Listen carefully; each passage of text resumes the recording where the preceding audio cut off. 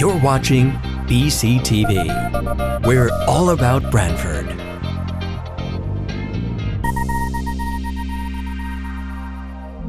You're watching BCTV, Branford Government Television, a service of Branford Community Television. This program is brought to you in part through the support of the town of Branford.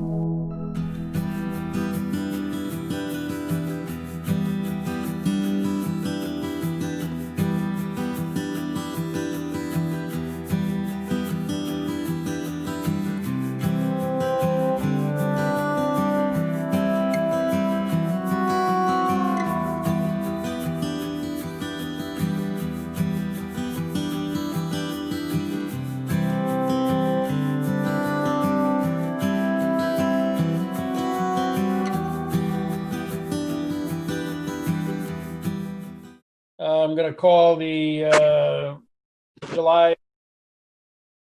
June meeting of the Inland Wetland Watercourse Agency to order. It is June 25th. It is now 7 o'clock. First thing we're going to do is take a roll call. When I call your name, say yes or present so we can record that appropriately. Suzanne Boda? Present. Clarice Beckerman? Present. Eric Rose? Present. Richard Grinalsh? Present. Peter Basserman present. Is that everybody on the call that you can see from the participant list, Jamie? Yeah, but you should call the other commissioners just to be sure. Jamie Frederick. Oh, okay. Rick Ross and Steve Sullivan. And I think that's everybody. And Jamie Frederick and the Wetland agent, Sandy Cross. Oh, Sandy Krause. Out there. And had Sandy indicated ahead of time or Rick that they would or would not be on the call? Jamie Frederick and the Wetland agent, I didn't hear from either of them. Let's see. I did not note in the last call that we had the services of BCTV in recording this, so we certainly appreciate them in their effort to make the community aware of the goings-on of the Inland Wetland Agency. So thank you. Jamie, let me turn it over to you. By the way, Peter Basserman, Commissioner speaking. Let me turn it over to you just to set the stage correct for members of the public who may not have participated in a Zoom meeting of the Inland Wetland Agency in terms of the rules of the road. Jamie Frederick and the Wetland agent. Just a quick recap. Per executive order, everyone must state their name and title each time they speak.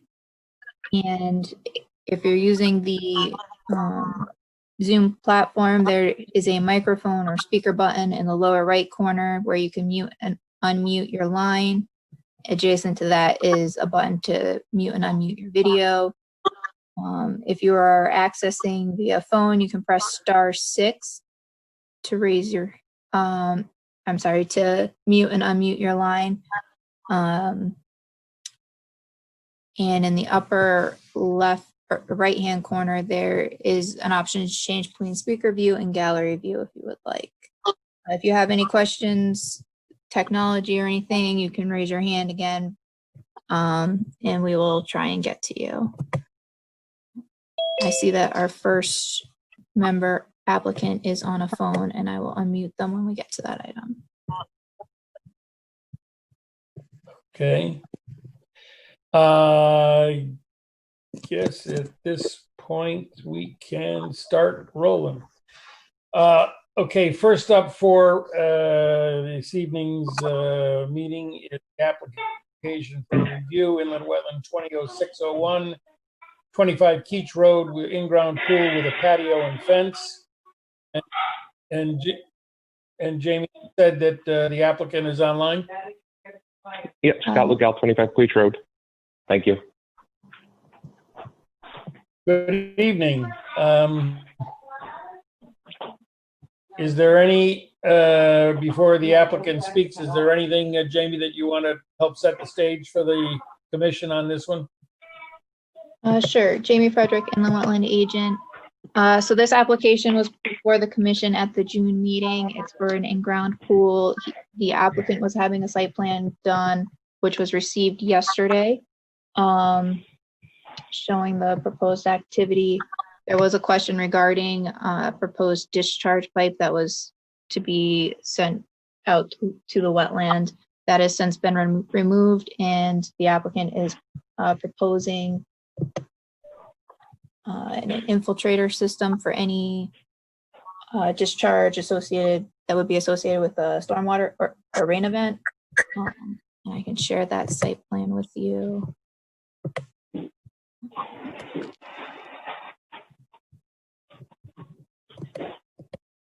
So the proposed filtration system is not backwash. The only so the use of the infiltration system would be if there's excess water that needs to be drained out of the pool.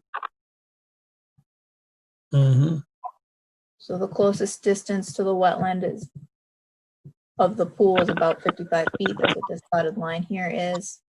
The disturbance gets a little bit closer. It's about 40 feet in the closest location.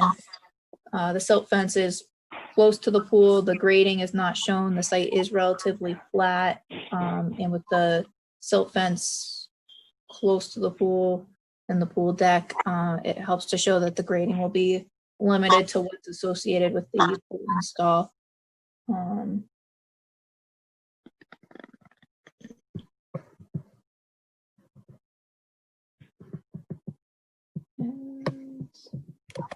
Just pull up the staff report real quick. We did receive the wetland delineation, the revised plans. Plans show the erosion controls. And this image here shows the 1 foot contours that were derived from 2016 LiDAR. So you can see that the area where the pool is going to propose to go is relatively flat. So there shouldn't be much grading associated with the application. The applicant has stated that it's about a foot difference in grade that will be adjusted. Peter Basserman, question.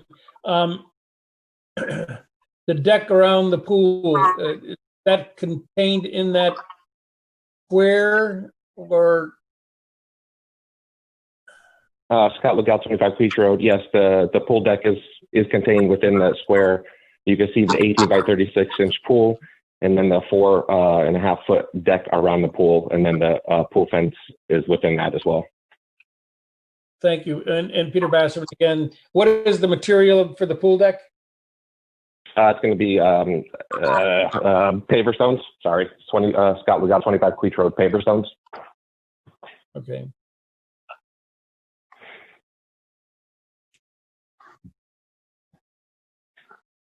And the last time, sorry, Scott Legal, 25 Beach Road. The last time we spoke, the biggest concern was the rainwater overflow, which I had previously said I was going to put out into the wetlands. But after having a conversation with you guys, realizing that was not a good idea, we came up with another system that would be like a leaching setup that all the rainwater would go into, which will be far enough from the wetlands and drain naturally into the groundwater. And that's indicated on the site plan where? In front of the stockpile. Scott Legal, 25 Beach Road, in front of the stockpile. It says infiltrator standard 344 gallon. Jamie Gotcha. Frederick, the wetland agent. I don't know if you can see my mouse, but it's right here. There's 8 units proposed to have a total capacity of 344 gallons. Peter Basserman, the pool would be what 22,000 gallons? I think it's Scott Legal, 25 Beach Road, 22 or 23,000 gallons, yes. So I'm trying to think of the 341 I mean, that's not even an inch, right, of wastewater? 20 Scott Lookout 25 Creek Road. From what speaking to the engineers and from the Davis pools, the amount from the skimmer up to the top of the pool is going to be about 5 or 6 inches. So we would have to rain that much in one setting for it to even get into the dry well. And the 344 was in excess of what they think we would need. This is Eric Rose, Commissioner. Peter, can I ask a question? Please do. So where exactly does the overflow occur? The overflow, Scott Lookout 25 Queech Road, the overflow would occur around the pool deck into the filter and then into a solid pipe into the infiltrator system. So it's actually a deck drain, a continuous deck drain around the pool shell? Yes. Okay. So Peter, it's not coming out of the pool tank. Yes.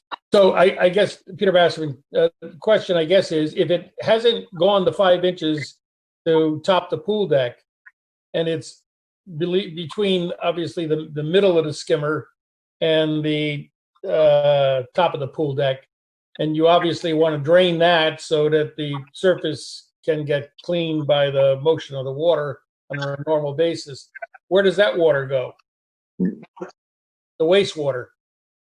The wastewater, I could Scott Lookout 25 Queech Road, I could drain into that infiltrator system at a slow rate and let it naturally drain into the ground, or the sun could evaporate some of the water as well, as long as there's not heavy rains continuously for a long period of time. Yeah, Peter Basserman, I have a pool, and my experience is with 80+ degree days with a decent humidity, you're only going to evaporate about a 1/4 inch a day.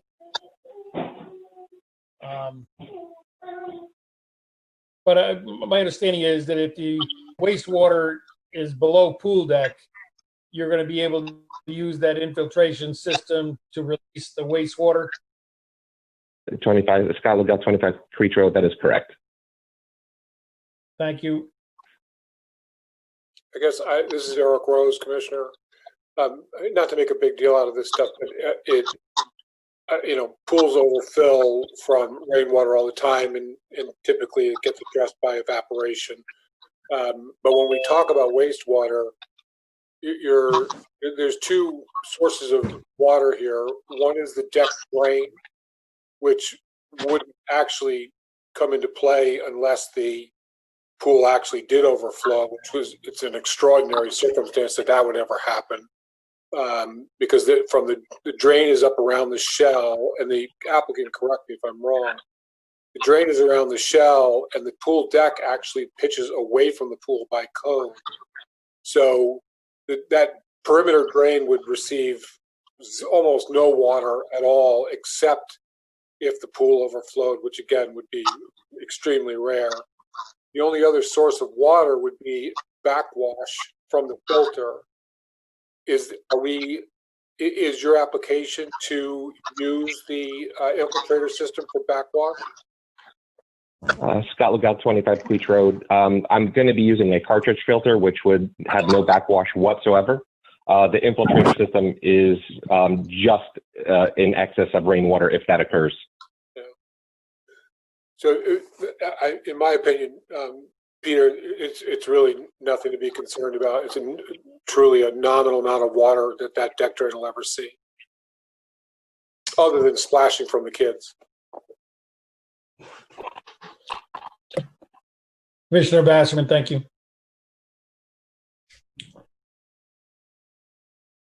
Any other questions for the applicant regarding this in-ground pool? I have one additional, Peter Basserman, Commissioner. What type of fence? It's going to be, Scott Lookout 25 Queech Road. It's going to be a wrought iron fence around the pool. Okay.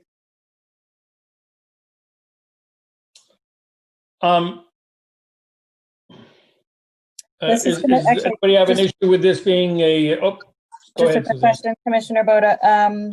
The removed soil, I see a stockpile here. What's the plan for the removed soil? Cal 25 Queech Road, whatever is not used for backfill would be removed from the site. Oh, this is Eric Rose, Commissioner. Just a comment to the applicant. You want to be careful that the infiltrators, you probably have not specified what's referred to as H20, which could support vehicle weight. With that stockpile on the other side of your infiltrators, if any heavy equipment crossed over those infiltrators after they were installed, you crush them. So you may want to make sure either all your grading is done and then you install your infiltrators, or move the stockpile to the other side of the infiltrators so you don't have to go back and forth over the infiltrator system. Scott Legal 25 Queech Road, thank you very much. I believe the system, the infiltrator, would be installed last. Good. This is Commissioner Basserman. Does anybody have a problem with this being agent approval? No. No.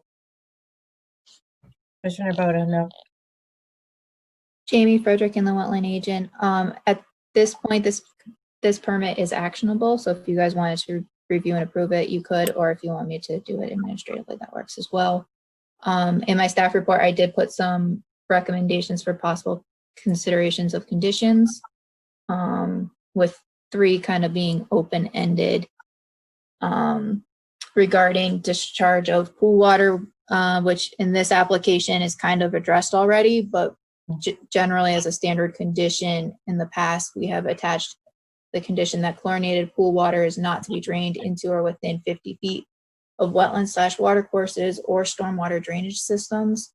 I think that condition might want to be a little bit improved upon, because it kind of implies that if you dechlorinate the water, you could discharge it right into the wetland. So I came up with a proposed alternative of, if pool water will be discharged on site anywhere other than the infiltrator system, it shall be dechlorinated prior to discharge and shall have a separating distance in the direction of flow of at least 50 feet from the discharge point to any wetland/water course or stormwater drainage system. Flow shall be dispersed as needed to prevent erosion. And the one thing I am a little bit concerned with that wording is that pools have been approved historically less than 50 feet from a wetland or water course, which would make complying with that kind of standard condition a little difficult. Scott Legal 25 Queech Road. Jamie, what I tried to do is I had the engineer, I know your question or action is a little different, but I had him move the system 82 feet from the wetlands. In case that ever did come into play, I tried thinking of that issue. So where the infiltrator system would be, it's even further away from the wetlands than the pool. Jamie Frederick and an agent. Yeah, and this, like I said, in this application, it's kind of already addressed, but this is kind of a standard condition that generally gets applied to pool permits, and I was looking to kind of clean it up, since we do have a whole bunch of pool applications coming in, and make it something that could universally be applied to kind of all pool permits. So looking at it in a little bit of a broader scope than just this application, I suppose. Thank you. This is Commissioner Bass. Just for clarity purposes, so is the site plan that we looked at showing that 82-foot distance, or is that site plan showing something different? Scott Legal 25 Queech Road, that is showing the 82 feet difference. The site plan that Jamie pulled up. Jamie Frederick and the wetland agent. This is the wetland, and then you can see the 82.6 feet distance to the infiltrators. So okay. It's further away than the pool is. Thank you. Commissioner Brenwell, Yep. is there any reason Go we ahead. couldn't approve this tonight? Seems like it's a Just- complete application that's been thoroughly reviewed. Commissioner Bassman, that's what Jamie, I think, indicated, that even though it's an application for review and we may have looked at this last time, I guess, so it is actionable this evening, not to hold up the applicant here. I guess we could take a roll call vote for this to be approved now, assuming that the applicant has no issue with the conditions that Jamie talked about, and it sounds like that's an okay. Can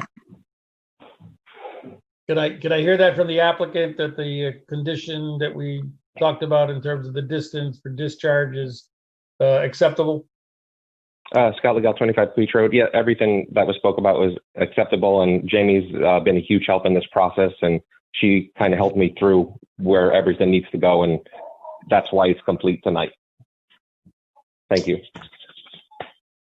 Okay, do we need a motion to move this forward? Jamie Frederick and the wetland agent, real quick, if I may. There are two other proposed conditions which are in line with the applicant's proposal. They just kind of reiterate and clarify, I suppose. First one being, any excess material after backfilling the pool shall be removed from site per letter submitted with application.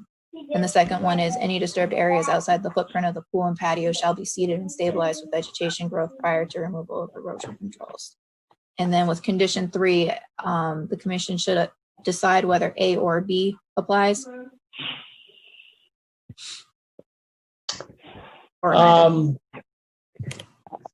Okay, I guess let's take the condition 3 pool chemicals on the list that Jamie has on the screen in front of us. This Commissioner Basserman, I think the improvement for clarity purposes of B is preferred. Does anybody have a notion that they want to support condition A? All right. So it sounds like 3B is what's acceptable. Do we need a vote on that, Jamie, or not? Jamie No, Frederick. just Commissioner Reynolds, let's just make it part of the motion. Jamie Frederick and the wetland agent, that would be appropriate. This is Commissioner Basserman. The only thing I guess I have with that, Commissioner Grinalsh, is we're looking at these as kind of like standard conditions. So I would assume that 3B, for instance, would be applicable to any pool that we're going to look to approve. So in some respect, I was thinking that we would approve these as standard conditions for any pool applicant, as opposed to just this particular one. I don't know if that Commissioner makes sense. Reynolds, that's fine. That's fine. Commissioner Basserman, so can we do it that way, Jamie? Jamie Frederick and the wetland agent. I mean, So, I don't know that. Commissioner Basserman, so what I'd like to do is have these be a standard condition regarding pools. We vote on that, and then we apply that in this particular application. So this is Commissioner Boda. I don't think that we have to necessarily vote on that. What we would do is, so I just grabbed a printed out copy so that when we make the motion uniform so as to include these particular conditions of approval.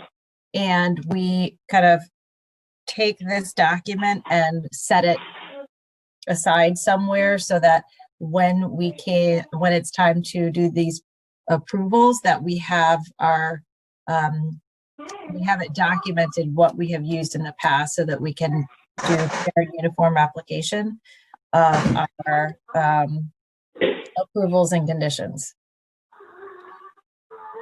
Does that make sense? I don't think we have to vote on it being the standard condition. We would just continue to use the same guidance.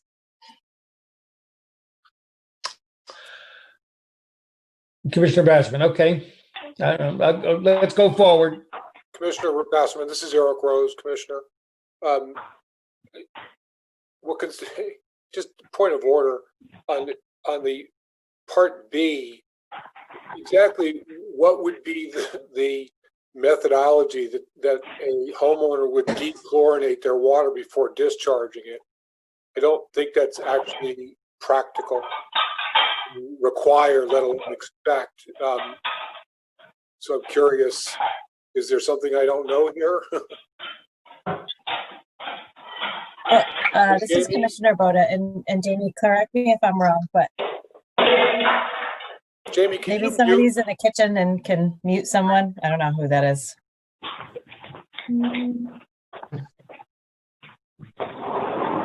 Maybe whatever that phone number is, you can mute. Sorry, them. that was Scott Legal 25. I just moved out of the kitchen. Sorry. Are you cooking? What are you doing? What time is dinner? It's already We'll over. be right Sorry. over. So this is Commissioner Boda. I correct me if I'm wrong, but chlorine is volatile, and so it will evaporate out. And so I think the issue is to just ensure that there is no chlorine added, and maybe we can't say dechlorinated, but rather that the pool cannot be discharged if it's had chlorine added to it, in the past 72 hours. I don't know what that number is for the volume, per the volume of water. But I think that would be perhaps, that might kind of solve the issue of dechlorination. Yeah, this is Commissioner Rose. We can certainly explain all these things, but to just back up to who we're regulating here, it's a pool. And sometimes people throw a handful of chlorine in their pool to shock it for whatever reason. And other times the guy comes once a week and he hits it with chlorine. So it's high in chlorine on Tuesday and it's low the following Monday. And yes, chlorine will evaporate faster than the water will, but there is no way to regulate a requirement that some level of chlorine has to be avoided before discharging out of the pool. If we're going to allow pool water to be discharged, we should just allow it to be discharged. Anything else is just impractical. That's all I'm saying.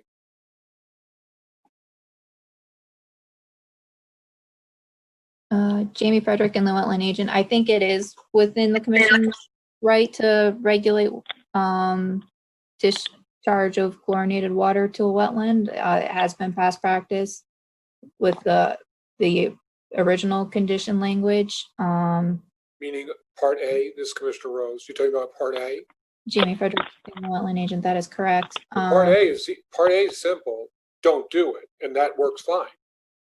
It's allowing it, and then thinking that somehow everybody's going to know what the level of chlorine is, and they're going to do something about it. That's not practical.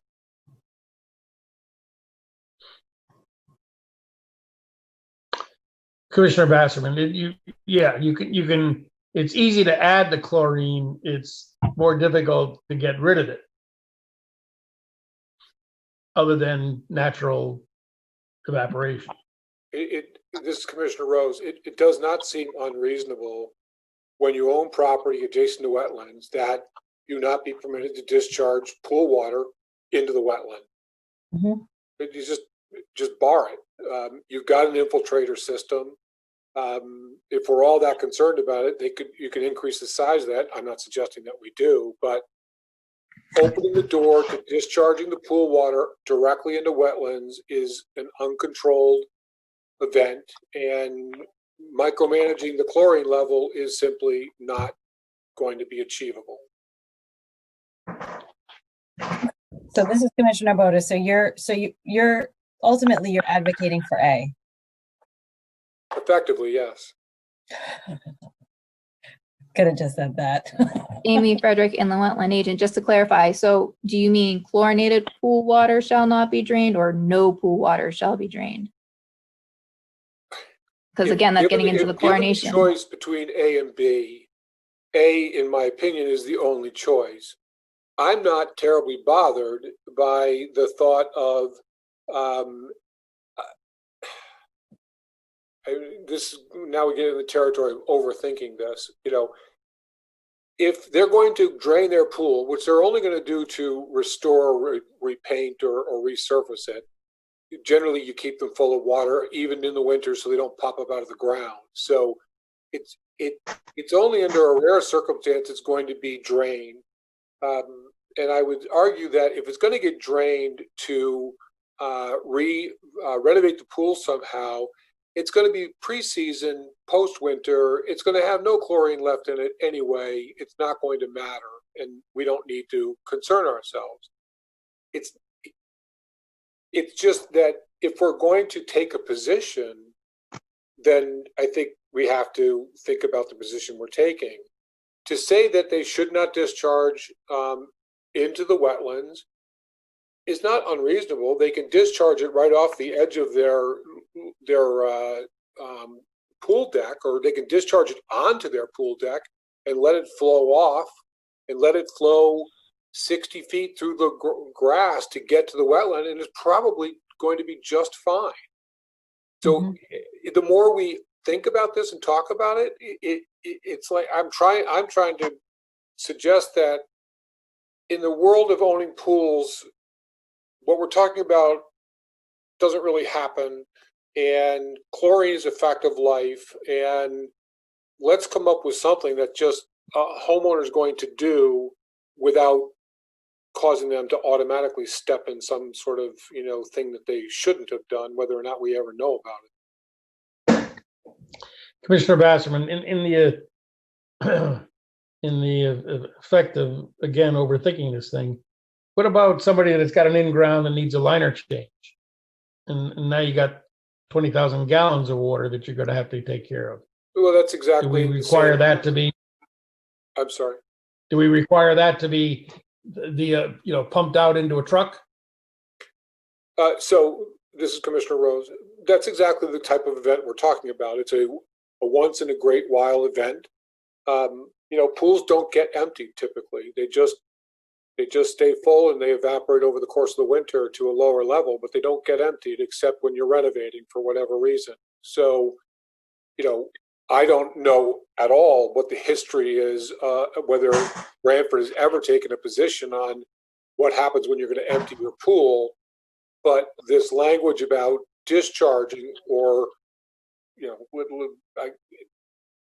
nobody's going to just discharge water out of the pool for the sake of discharging. They're going to be discharging it to empty it. That's the only reason they're going to be doing it. And if we're concerned about that, fine. I guess we're having that discussion. I wouldn't be concerned if they discharged it onto their own patio and let it flow across their property, and that's fine. If the commission wants to be concerned about it and you want to empty your pool, then I would say make them pump it out and haul it away. Those are the two choices. Anything in between is a violation waiting to happen that can't reasonably be regulated or even complied with. That's all I'm saying. Is just sorry.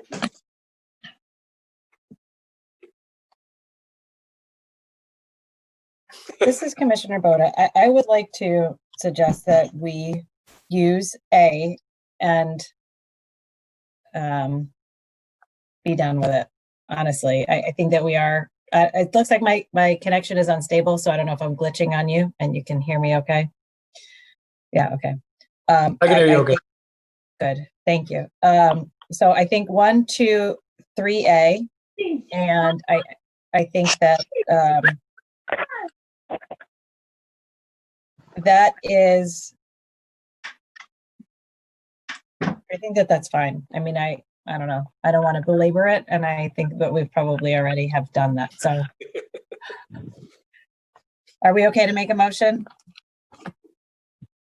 Please do. I gotta find my agenda again. It's hiding. It's underneath.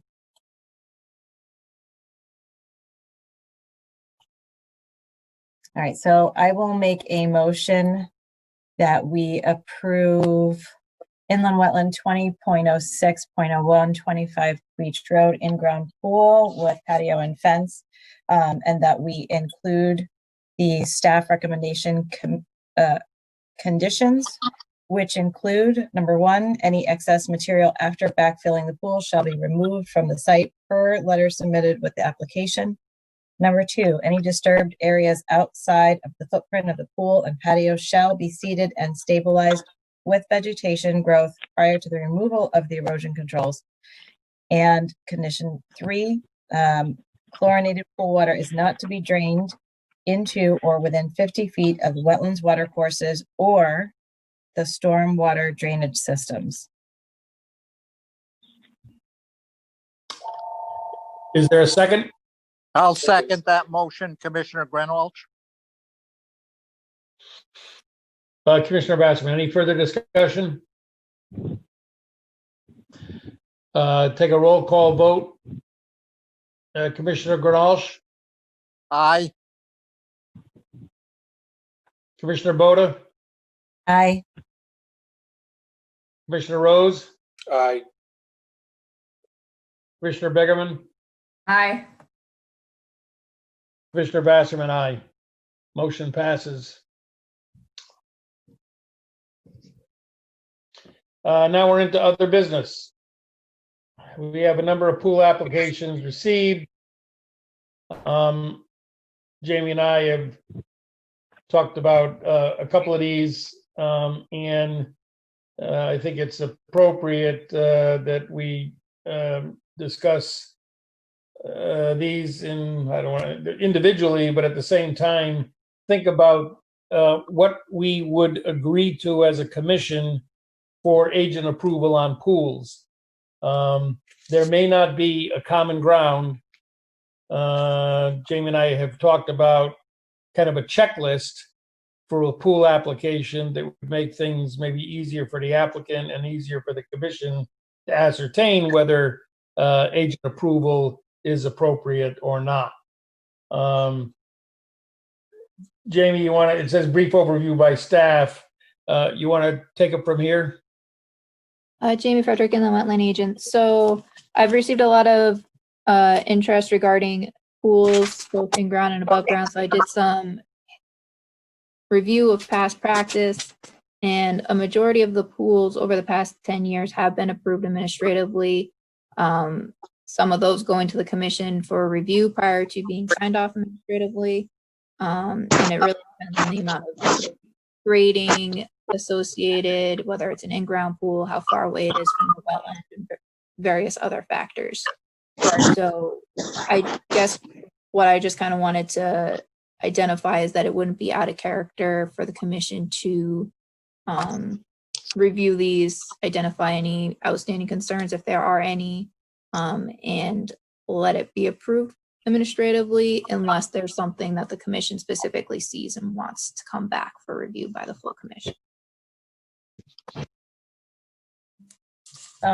This is Commissioner Boda. I was reflecting a little bit on last week, and I just in hearing you say that, I think that one of the things, and maybe Jamie, in reviewing past practice, you can correct me if this is not accurate, but I think that in order for us to do any kind of agent approval, that we need to ensure that we have a practice of, there has to be a plan in front of us. Like that we can't consider moving something to agent approval without a clear plan that's documented in front of us. And I think that was the challenge that we were faced with last week. And again, just kind of reflecting on it, I think that that's a non-starter. If we don't have a plan in front of us with a map and distances included, then it has to go to the commission. We can't determine if it goes to agent approval without that basic information. Commissioner Grunwald, I think that's correct. I would agree that we should have documentation before we pass it on for agent approval. Commissioner Bassford, yeah, that's why I think a checklist at the beginning would be helpful. It's not, talk about grading, talk about material, whether it's going to be material brought in or not, the kind of filter, what to do about wastewater, whether a dry well will be part of the plan or not, distances, etc. So I think it would also be helpful if we could make that kind of a standard form for any application in ground or above ground pool. And that would be Commissioner- something that the staff would have to kind of pull together. Well, Commissioner Granolch, that would work well because the night you get the application, if it's complete, we can turn it over to agent approval, and that could be done within a few days or even less. If they don't have the information, then I think they have to come back with it. Commissioner Bassman, point well taken, Commissioner Granolch.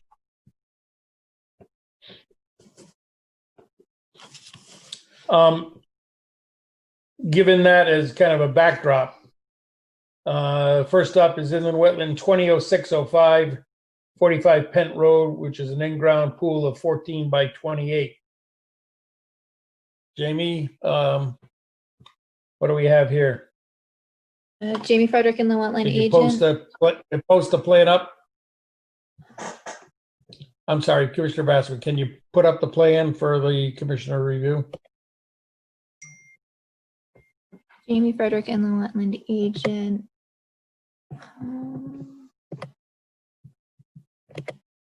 So we had an as-built on file for this property, which the applicant has requested they be allowed to draw a sketch of the proposed activity to scale on in lieu of having a new survey with the updated proposed activity.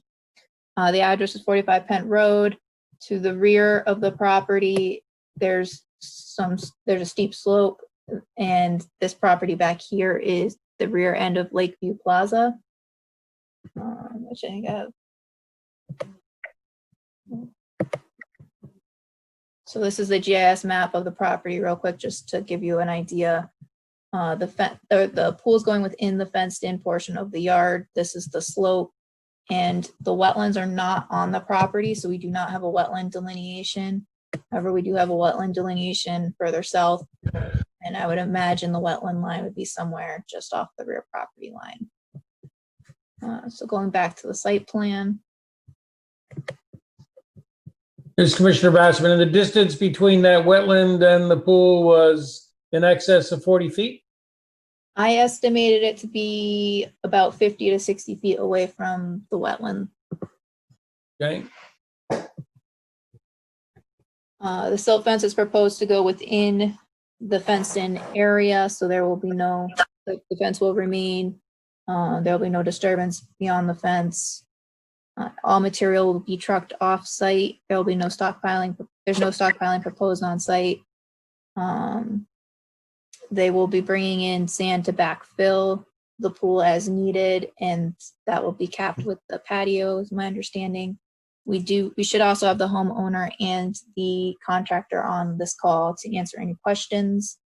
There are 2 dry wells located on the as-built that were noted to be for the roof drainage. It's not, so one condition of approval that I would propose would be that should they be for the roof drainage and they're still connected, that they be relocated. And I discussed with the contractor, he said they could go on the north side of the pool, which would be the left side of the pool looking at the plan as it's oriented.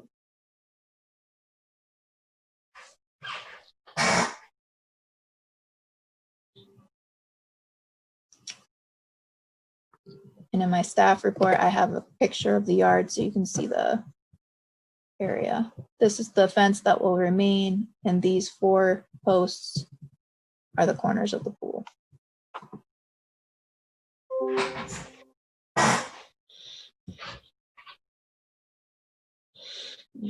There's no change in grade to the slope above the wetlands.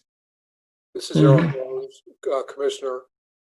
Jamie, why, I mean, there are practical reasons why we should be concerned about their drainage, but why are we concerning ourselves with requiring them to do anything about their dry wells when dry wells are not required under any circumstance? If they want to move them, they're obviously going to eliminate them for the pool. If we want to put them in again, that's great, but why are we taking jurisdiction over that?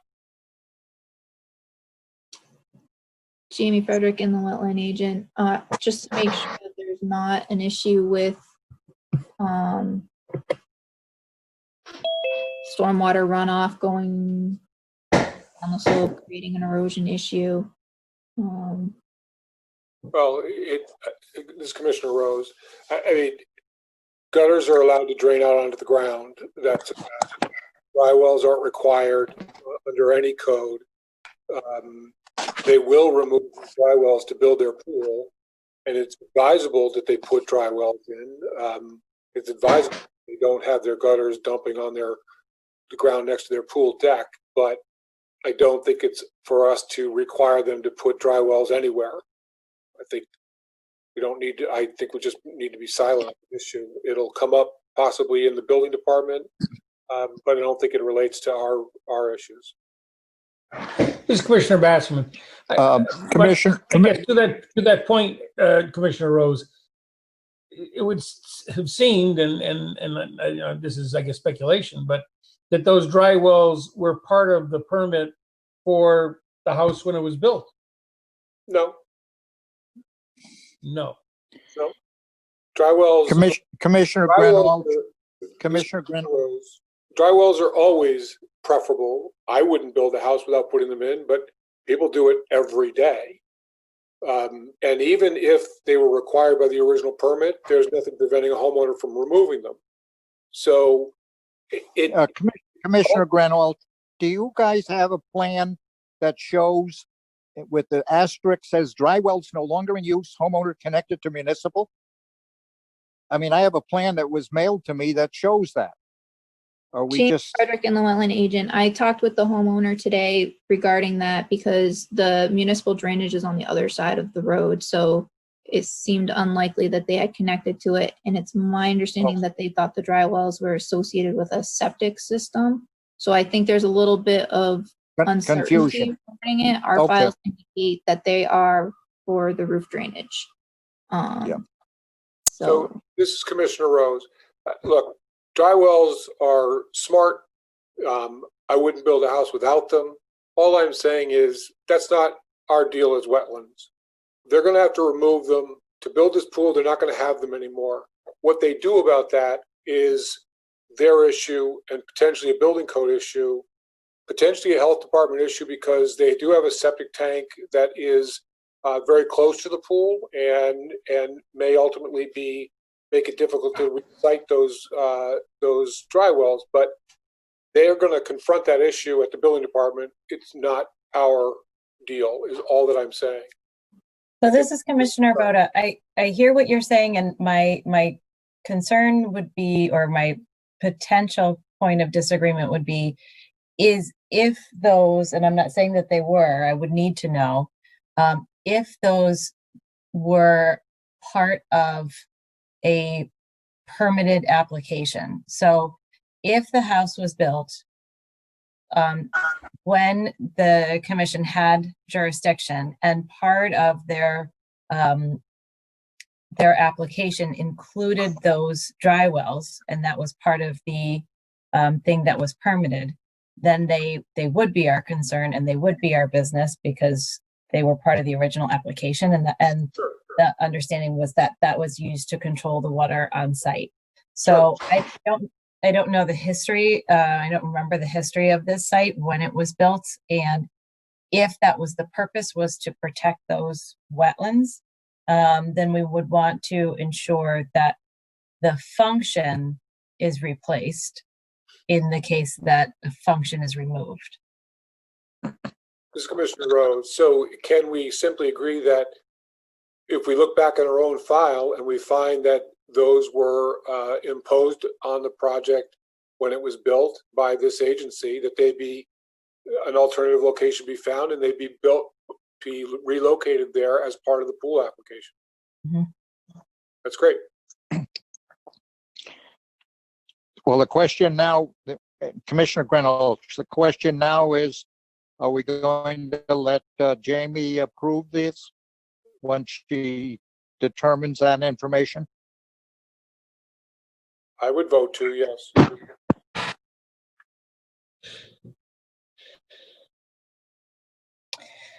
So it will be the same conditions and the addition of potentially relocating the dry well if it was part of the original permit through wetlands.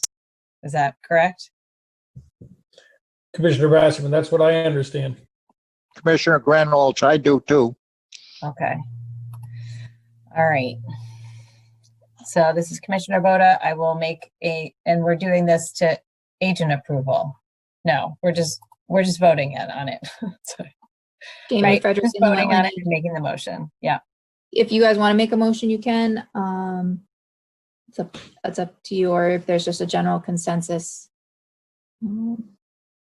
We could move it to agent approval and then give you the time to determine the origin of the dry well and then do the agent approval based on your findings to either include the piece about the dry well or not.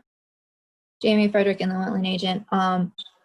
I do have a little bit of information regarding the dry wells. They were not shown on the proposed site plan. However, the inland wetland agent at the time did think it was important to note that the dry wells were for the roof drainage.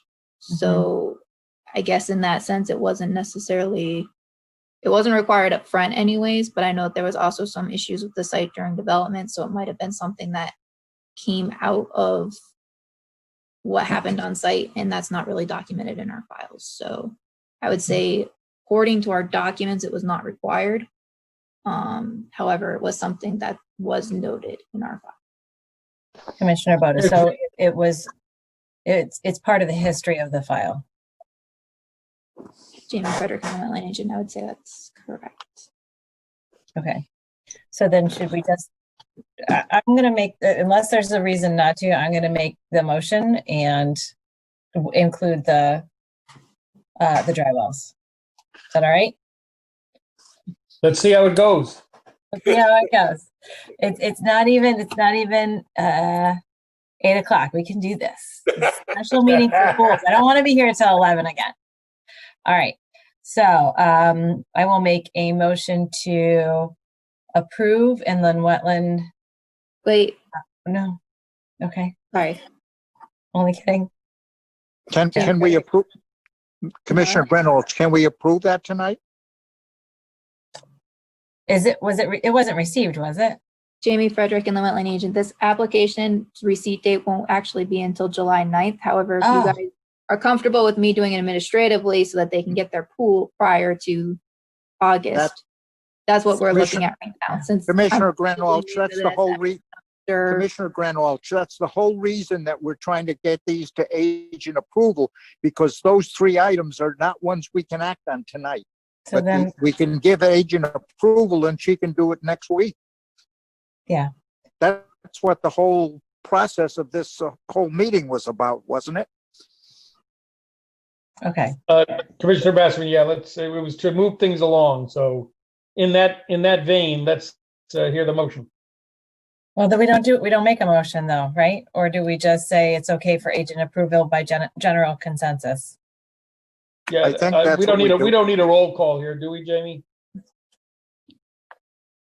Jamie Frederick and the wetland agent, I don't think so, but maybe just ask if anyone has any opposition to it being approved administratively. Anyone have any opposition? Commissioner Bassman, does anybody have any issues with this being approved by agent approval? Hearing none, we move on to the next one. Okay. Inland Wetland 200606, 16 White Birch Lane, a 27-foot above ground pool. And tell us what this one's all about, Jamie. We have a site plan. Jamie Frederick and the wetland agent. This is another site where the wetland is off-site, so there's no wetland shown on the survey. However, we do have a full survey site plan. The proposed pool on the plan is 32 feet in diameter. The actual proposed pool is only 27 feet in diameter. So the entire disturbance will not exceed that 32-foot area. There's no impact to vegetation. It's going in a lawn area. It's relatively flat, minor grading activities. This tape is the extent of the activity. You can see that it's relatively flat from the side view. It is about 40 feet away from the closest wetland line, as I could estimate based off of our GIS system and the proposed pool location.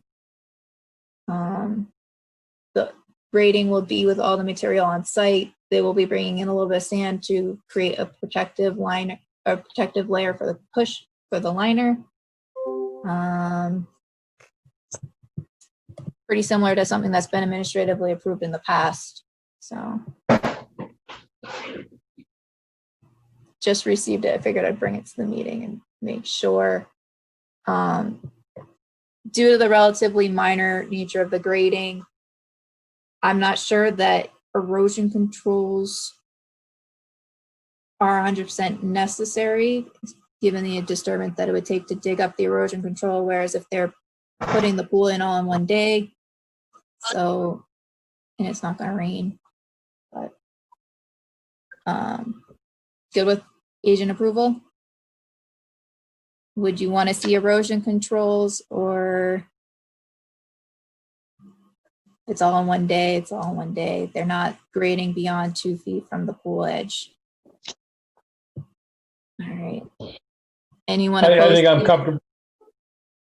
I'm Commissioner Bassman. Pardon me. I am comfortable without erosion controls, given the gradient that you're showing on the pictures here. Do we know what kind of filter they're using?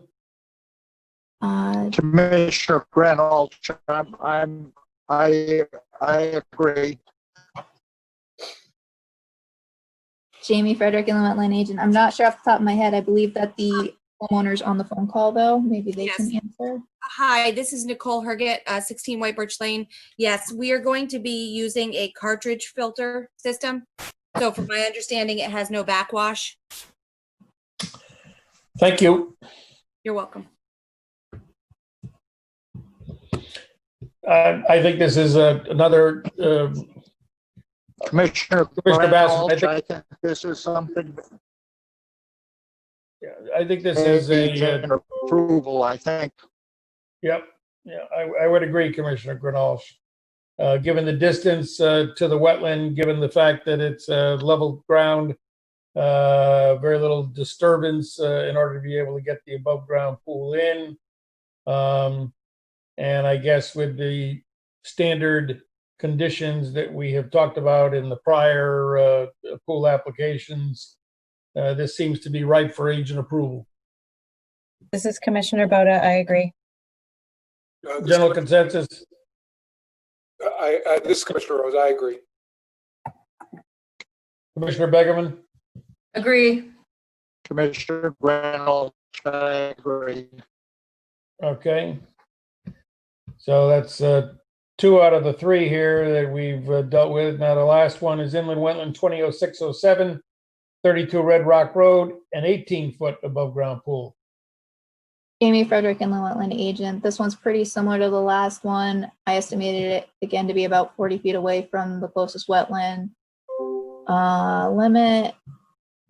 They're proposing to put the pool in this flat area where the trampoline currently is. The rest of the site is kind of steep, but all activity should be in this flat area. The wetland, I think, is kind of basically just on the other side of this fence. The wetland is on the open space that's behind the property. And again, Commissioner Basserman, Jamie, what grading do you expect to be done here? pretty minor. They originally wanted to put it in a different location, but I I told him I thought that it was going to require more grading than the commission might be satisfied with me doing administratively. And also I thought they might have a problem with their slope because grade or zoning doesn't allow greater than 3-to-1 slopes. Again, I think the homeowner's on the call. Soil disruption is estimated to be 283 square feet. No additional soil will be brought in.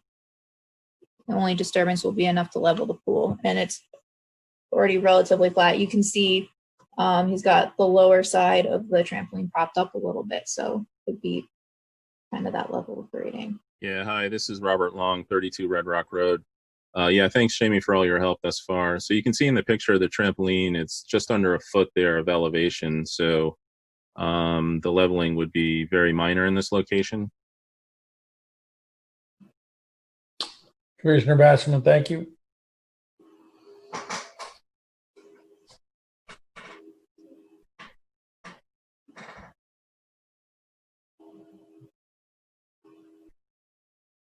Commissioner Basserman, is that also a cartridge filter? Robert Long, 32 Red Rock Road. You know, I'm looking at the invoice for, I'm trying to get a description on the filter. It just seems like a standard sand-based filter. So I can't get a make or model on it. But I believe it's a standard pool filter. Commissioner Basserman, I believe a sand filter does require a backwash. Correct. So, I mean, the cartridge filter is well known not to require the backwash, but a sand one, I think there is. Okay. I guess the discharge on the backwash would be toward the rear of the property.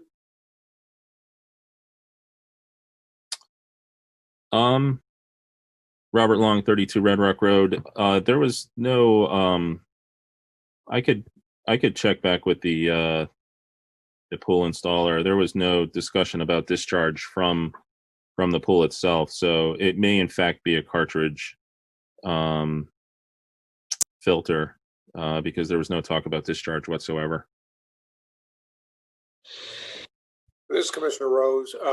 Commissioner Basserman, maybe that is sort of related, but when we're talking about that checklist, we may want to put on our pool checklist that a cartridge filter is required, or in the alternative, another type of filter with an approved backwash dry well associated with it. So we get that addressed, because here we're lacking a plan, which was Commissioner Boda's original point. We're lacking a plan that we can see the parts that are going into this, and so it's a little uncomfortable that we're not, the customer in this space isn't clear on what they're getting, and therefore we're not clear on what we're approving. Commissioner Basserman, I think that's a perceptive comment here.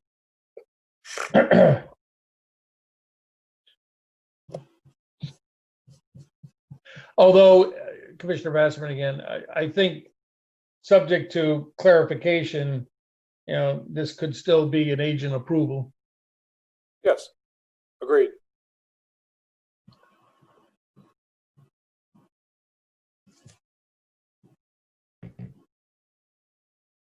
Jamie Frederick and the wetland agent. So you mean clarification regarding whether it's a backwash, whether it requires backwash, and if it does, to have a system for infiltration of that backwash proposed, or alternatively swapped out for a cartridge filter. This is Commissioner Rose. You want to require, so that you can approve, a cartridge filter system that does not require backwash to operate. In the alternative, if they insist on a filter such as a sand filter that that does have a backwash feature, they need to provide an underground infiltration system to accommodate that, so they're not discharging onto the ground.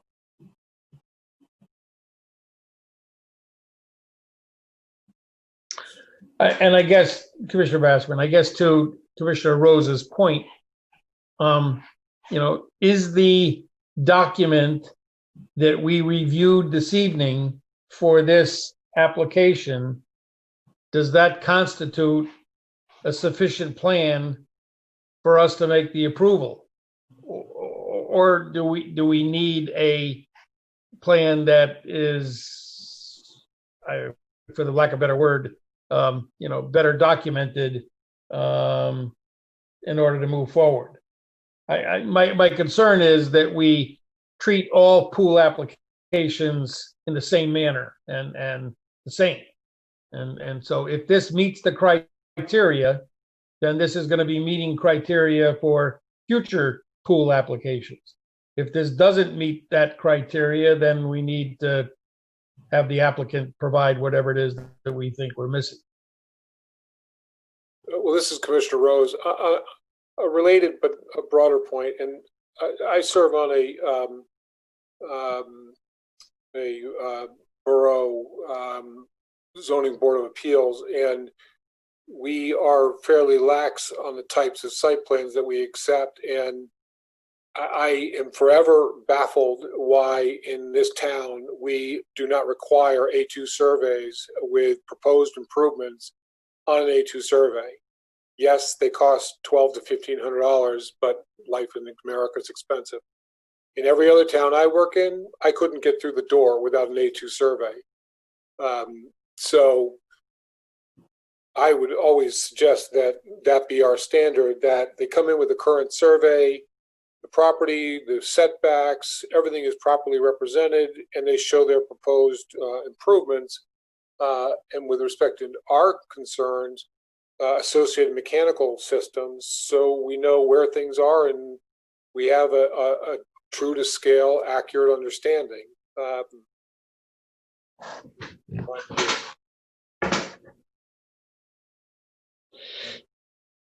This is Commissioner Begemon. Could we say that that this application would be acceptable as long as it's using the cartridge filtration system, and otherwise it would have to come back to us with a plan showing the infiltration system? I think that's a good approach. Commissioner Bassman, that works for me. Jamie Frederick and Llewellyn Agent. I think Commissioner Grinalsh was just speaking, but he is muted.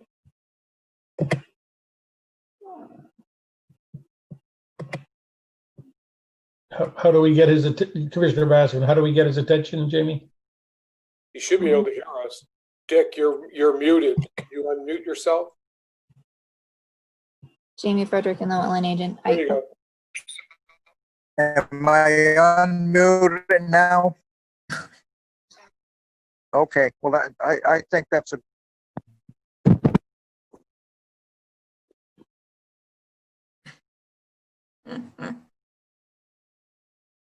Okay, you're muted again, Dick.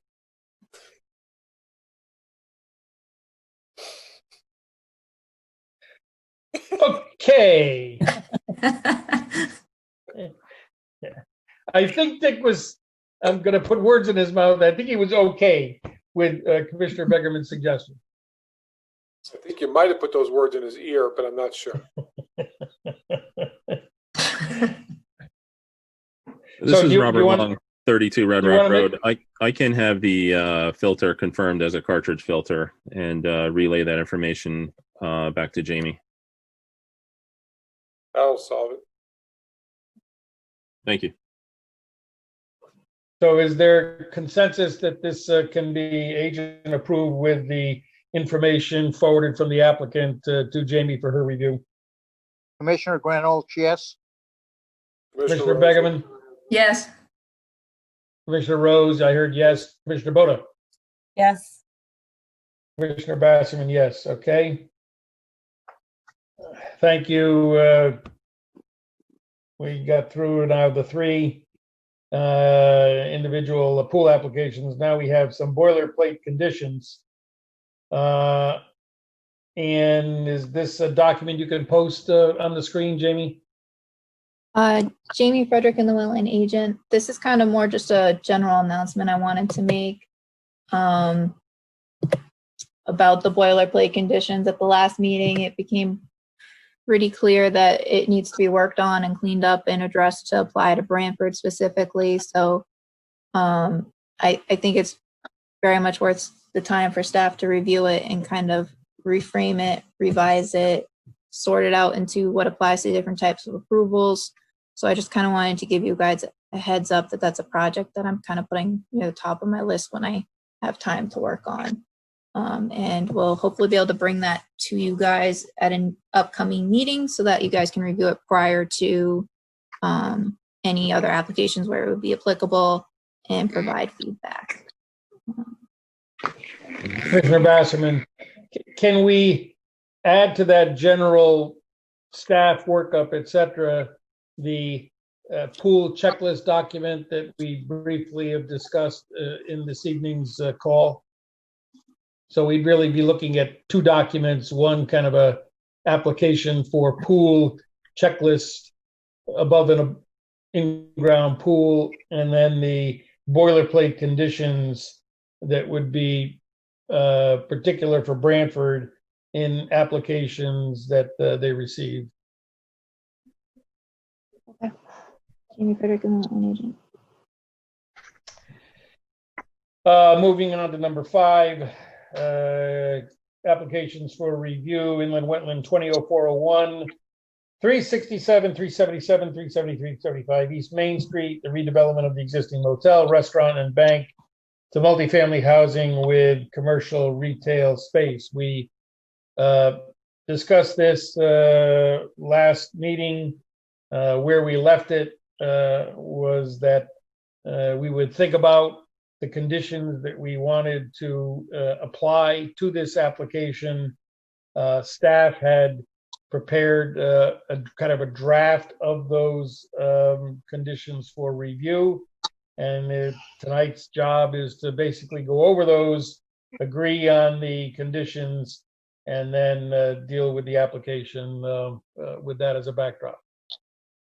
Commissioner Grant, You, I'm sorry, Commissioner Grant. Yes, I've reviewed them and they look all in order. There is one point though, that in this particular job, they're not doing any clearing, they're going to do demolition, and I'm not sure if the word demo might be better than the word clearing, but that's the only item that I saw that I have a problem with.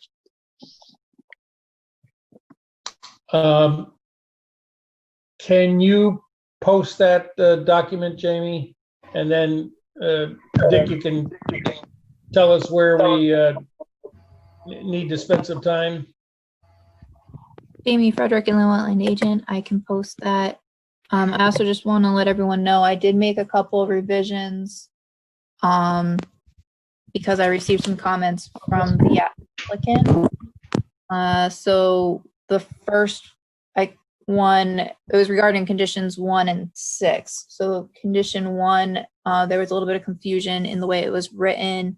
It wasn't clear whether a maintenance plan was required as part of this approval or if it would be required as part of the future approval that is referenced in that condition.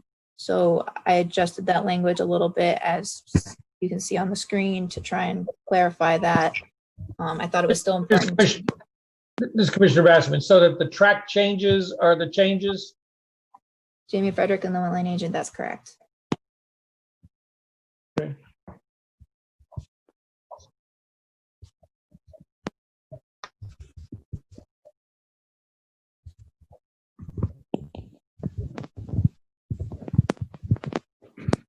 Mr. Chairman, it's John Nuff. So while you're scanning through the document, looking for grading versus clearing, or actually clearing versus demo, first of all, thank you again for putting us on tonight's agenda and for the long work you did at the last meeting. We very much appreciate it. Jamie was kind enough to send over her staff report as well as the amended one. Our comments that are reflected in her red line are really just sort of language issues, just for clarity's sake. I mean, they weren't substantive in any way. I guess the only thing I would call to the commission's attention, to James' attention, is that in number 5 in the italicized section, where it talks about clearing the site, and it says expect to be 12 months. And the actual construction from start to finish is expected to be 18 to 20. So, I mean, this is not really a condition of any kind. It's not as if we go past 12 months that we're going to be in violation of everything, assuming that we're complying with all the other conditions. But we just want to make sure it's clear that the commission and Jamie and everyone knows that there's probably going to be an 18 to 20 month construction schedule, not a 12-month schedule. But outside of that, we have no issues or concerns with any of the conditions of approval. Thank you, Attorney Nuff. Jamie, can you scroll down to item 2 through 6?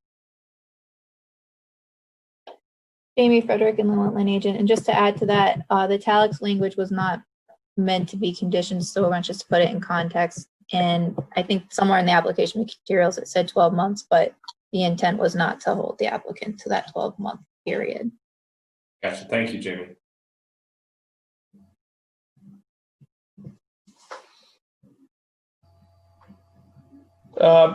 To kind of move this, this Commissioner Bassman, to move this along, are there any issues that the commissioners have with items 1 through 6?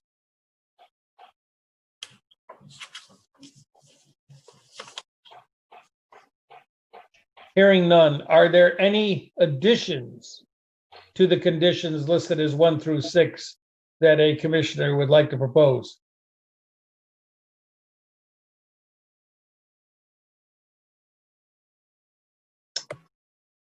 Okay, 6 here.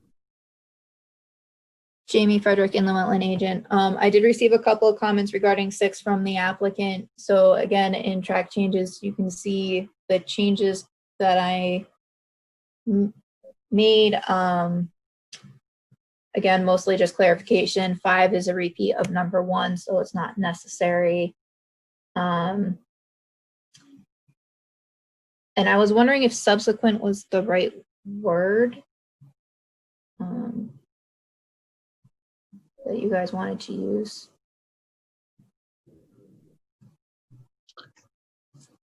Yes, Commissioner Bassman, and the intent is that we not miss a growing season? This is Jamie Frederick, inland wetland agent. I guess the question would be like if you're currently in a growing season, the subsequent growing season gives a fair amount of time before any action would need to be taken. But I don't know if that's overthinking it. This is Commissioner Rose. 2 issues. First of all, there's no growing season for grass. You can plant it any time of the year, and we should require it to be planted. If we're talking about a 30-day delay in the work, they should stabilize the area, and you can always do that. You just have to spend more time watering. But I do question 6A insofar as is contemplating essentially clearing the site and then not proceeding with the work. I think that we should require that the site not be cleared until they're prepared to proceed with the work, and have language that says if the work stops for some reason for 30 days or longer, fine, do this to stabilize the site. But we should be making it clear that do not clear the property if you don't intend to go to work immediately. That should be our standing requirement. Jamie Frederick, inland wetland agent. There's one thing I didn't end up getting in my staff report that I just want to add. On sheet 4 of the plans, note B11 states towards the end, areas which remain disturbed but inactive for at least 30 days shall receive temporary seeding. In all cases, stabilization measures should be implemented as soon as possible.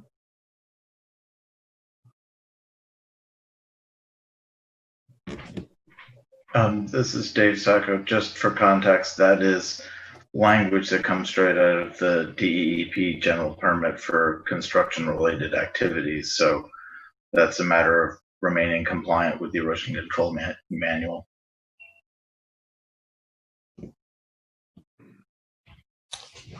This is Commissioner Bassman, but that doesn't preclude, because we're talking about these as standard conditions, that doesn't preclude having that inactivity note be a part of our standard conditions, correct?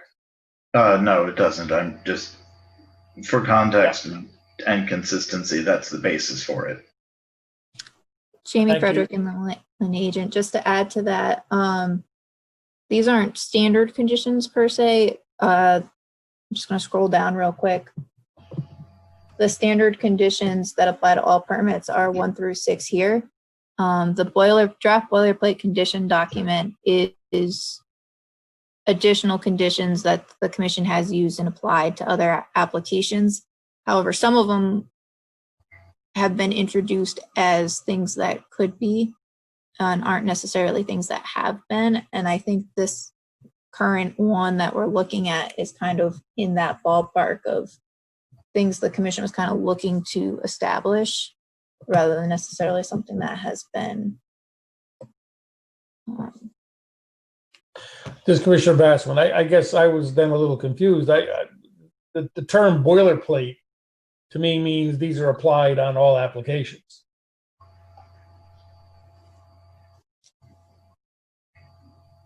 And then I wonder what's the difference between a boilerplate and a standard condition. Jamie Frederick, and the wetland agent. I just know past practice has been that standard conditions 1 through 6, as I just showed you, are applied to all applications, and then the boilerplate conditions have historically been used as a kind of a guidance during deliberations for additional considerations. And that's something that I'm looking to maybe clarify in the revising this document, and maybe there's a different name that we give it to kind of help give clarity to what its intent is. This is Commissioner Boda. I would agree with that description, and I think that we can think of the boilerplate conditions as a resource, a list of items that we have found traditionally helpful, but that vary from application to application depending on the site conditions. And so they're not necessarily blanket across every application, but to ensure uniformity. When we see common features on a site, we can pull from those boilerplate conditions so that same issues on a site mean same specific conditions. Commissioner Bassman, thanks for that clarification. That was helpful.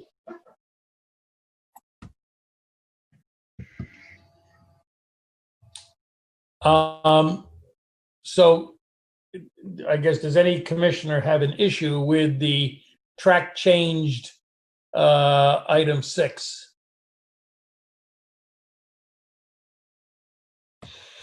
Okay. Jamie Frederick and the wetland agent, just to add real quick,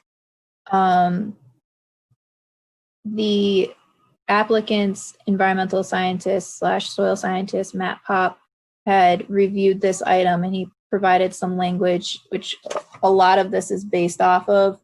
However, I did deviate on item 2. He had suggested language: the wetland buffer shall be seeded with a native grass mix / meadow mix by the end of the subsequent growing season, unless the area is to be maintained as lawn on the approved plans. And I thought that kind of the intent of that condition was to stabilize the site. So I came up with the alternative language that you see in the document. But I did put with a agency approval in brackets, because I wasn't sure if you would, for regarding the fact that areas, I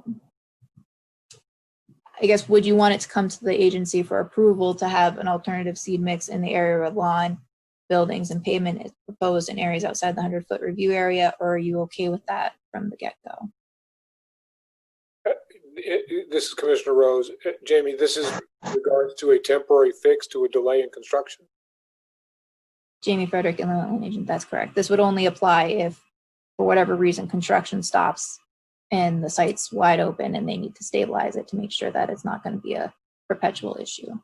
Hey, Jamie, it's John Nuff. My guess is that you would want us to do that as soon as possible and not wait for the commission's approval.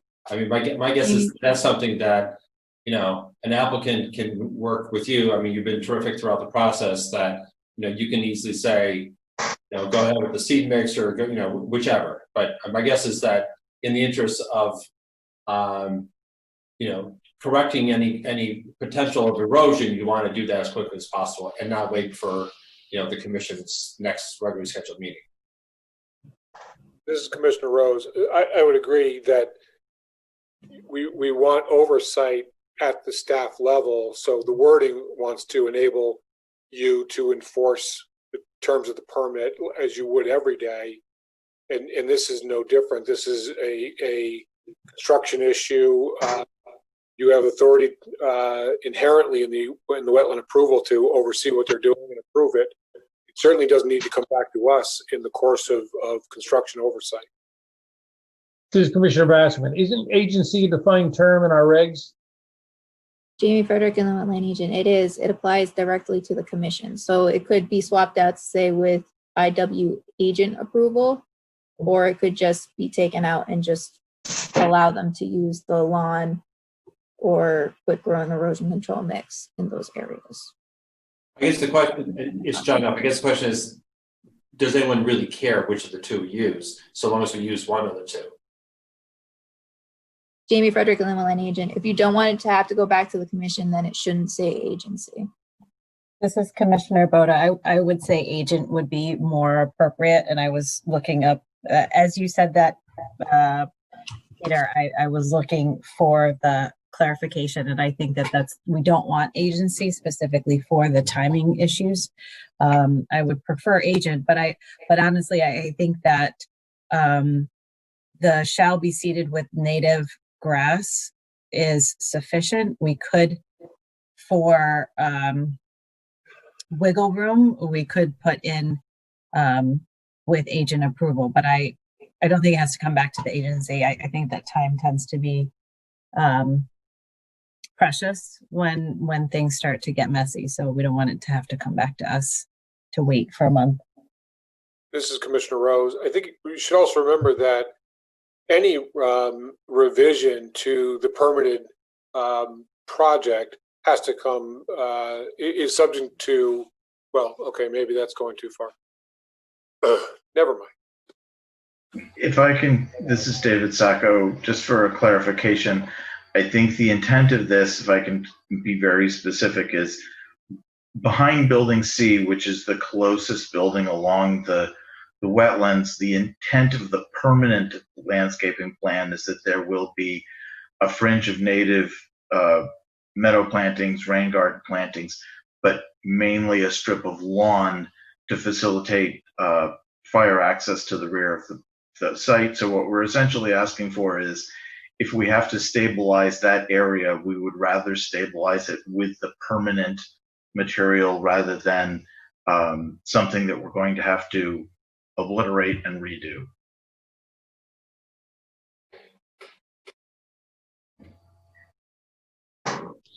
Okay. Commissioner Begman, so in the 6A, are we going to put are we going to put a time restraint in there? So if work isn't initiated in a month, the following is required to be initiated by within 2 weeks, within a week. Can't leave it as subsequent planting season. Did we already figure that one out? Commissioner Begeman, this is Commissioner Basserman. I don't think we have addressed that yet. Okay.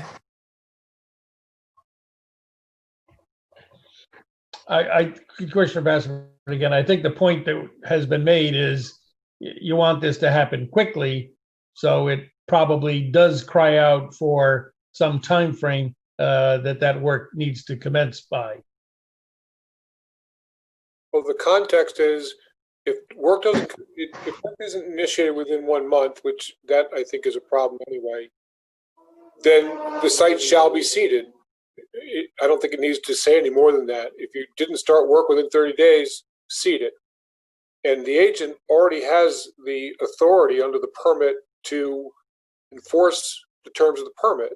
So if she's out there in 30 days and 1 week and she doesn't see seeding, she can make that happen. And we don't need to address timeframes or labels or anything else. It's already under the permit.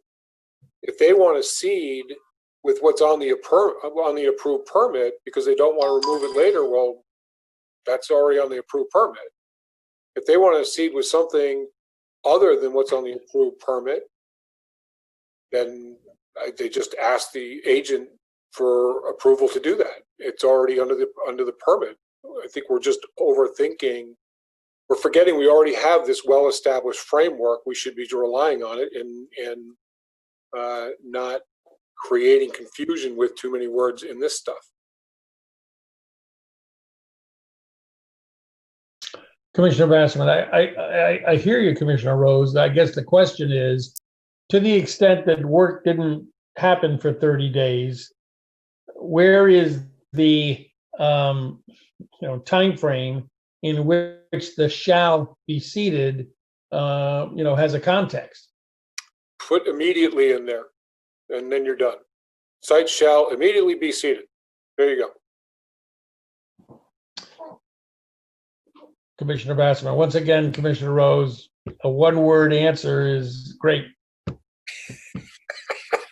It's John Duff. If we're wordsmithing, if you really want to make this simple, in 6A, end the sentence after required. If the site is clear but no other work is initiated within 1 month, the following is required. 1, wetland plantings as approved shall be planted. Site shall be seeded. Plantings must be watered. It's really simple. Wow, there you go. Amy Frederick and the wetland agent, to add to that, would you also want to remove from number 2 by the end of the subsequent growing season? Yes. Yes. Yes. And if this is going to form the basis as further boilerplate conditions for other approvals, in Roman 1, I would take out the words may have been. Wetland buffer plantings as approved or required as part of the permit must be planted.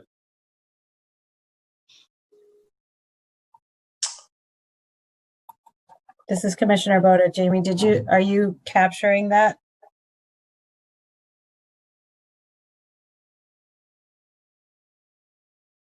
Yeah. Do you want me to remove that from this instance as well? Mm-hmm. Yeah, I think we need to read, Commissioner Bass, we need to read that item 6 that now has been changed somewhat so that it is clear on the record what we agreed to. So I think that this is Commissioner Boda. So A ends after required. Yes. And 1 gets rid of the passive voice. So that may have been.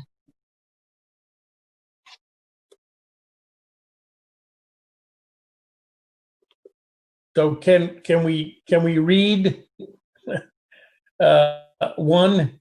I'm not sure I understand what 1 changed to. So wetland buffer plantings. Okay. I'd be happy to if you'd like me to. I've been keeping notes. If that makes it easier for anyone. Please continue. Okay, here we go. 6. Clearing a site, A, if the site is cleared, but no other work is initiated within 1 month, the following is required, small Roman 1, wetland buffer plantings as approved or required as part of the permit must be planted, period. Roman 2, site shall be seeded with a native grass/meadow mix to provide site stabilization, period. A lawn or quick-growing erosion control seed mix may be used in the areas identified to be lawn/building pavement on the approved plans and in areas that are outside the 100-foot review area. 3, plantings must be watered as required to establish proper growth, period. 4, a temporary invasive non-native management plan must be submitted to the agency for implementation to control invasive non-native plants on all disturbed areas of the site until the project development activities are initiated. That's the end of section 6. This is Commissioner Rose. You didn't insert the word immediately before site shall be immediately seated in Roman numeral 2.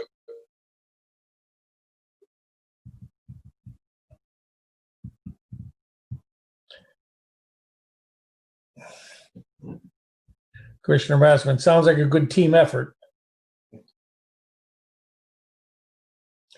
Any further changes to the clearing of site? Item 6 in the conditions of approval.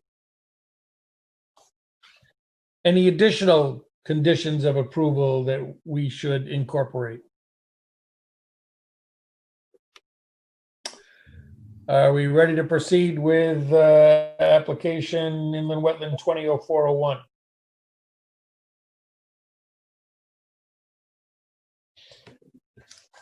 Hearing silence, we're going to proceed. We have before us an application for review, which is actionable this evening. Do I have a motion associated with that application, Inland Wetland 200401?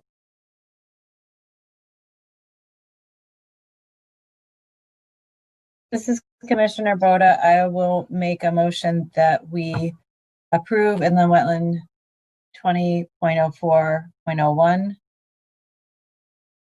367, 373-375, and 377 East Main Street with the condition. Oh, I can't scroll. With the conditions on the, what is this document called? Staff report listed items 1 through 6, including the standard conditions and standard inspections.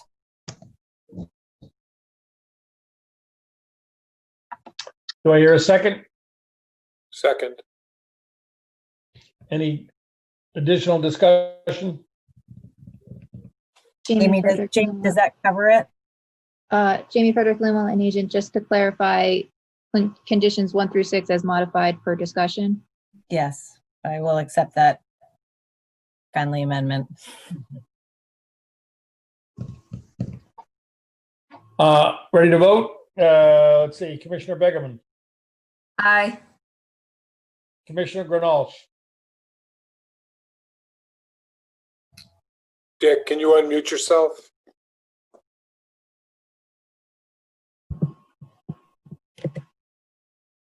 Commissioner Granolf, Aye. Commissioner Rose, Aye. Commissioner Boda, Aye. Commissioner Basserman, aye. I want to thank Attorney Nuff for his active participation in this evening's discussion and preparation of the conditions of approval.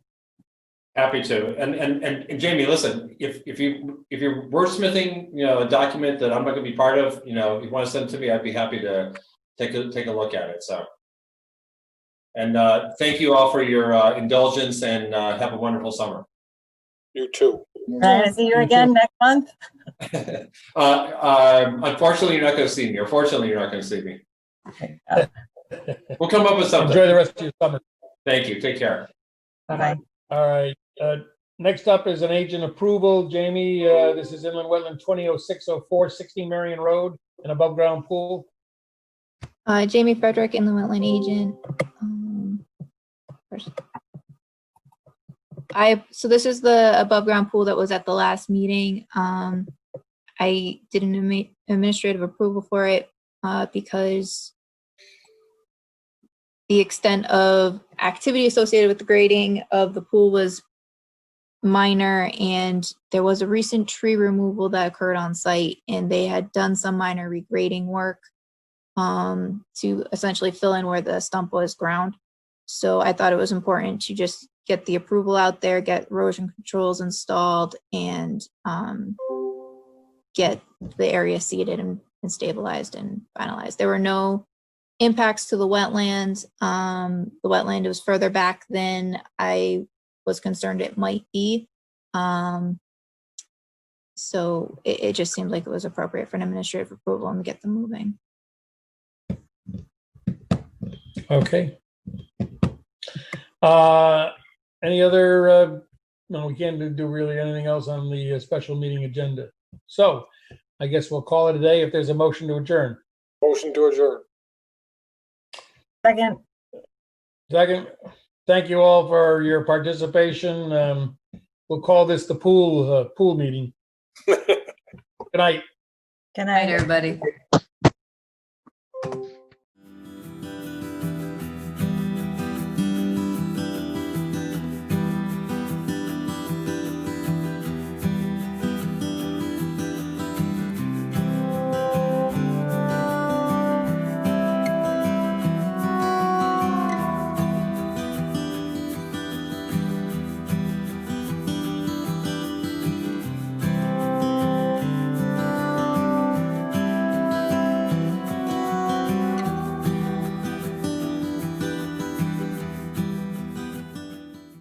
This program was brought to you in part through the support of the Town of Branford.